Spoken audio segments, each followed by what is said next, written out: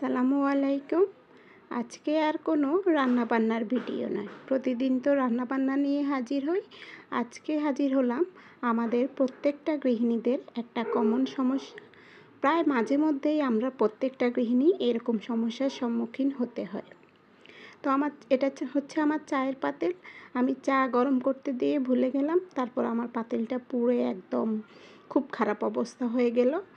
তারপর খুঁজে পেলাম যে হারপিক দিয়ে পরিষ্কার করা যায়, তাই আমার হারপিকটা ইনটেক ছিল, সেজন্য ভাবলাম একটু ট্রাই করে দেখি আসলেই কি হয় কি না। তো এই যে পাতিলের অবস্থা দেখেন, পুরোটাই একদম পুড়ে গেছে। তো এখানে আমি ভালো করে হারপিকটা লাগিয়ে নিলাম, ঘষে ঘষে লাগানোর 10 মিনিট পর্যন্ত অপেক্ষা করব। 10 মিনিট পর আমি ভালো করে এটাকে মেজে ঘষে পরিষ্কার করব।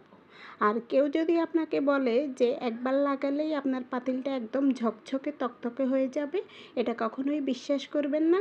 আমি 3 বার দিয়েছি, 3 বার পরিষ্কার পরে এই যে আমার ফাইনাল লুক। মোটামুটি ভালোই পরিষ্কার হয়েছে।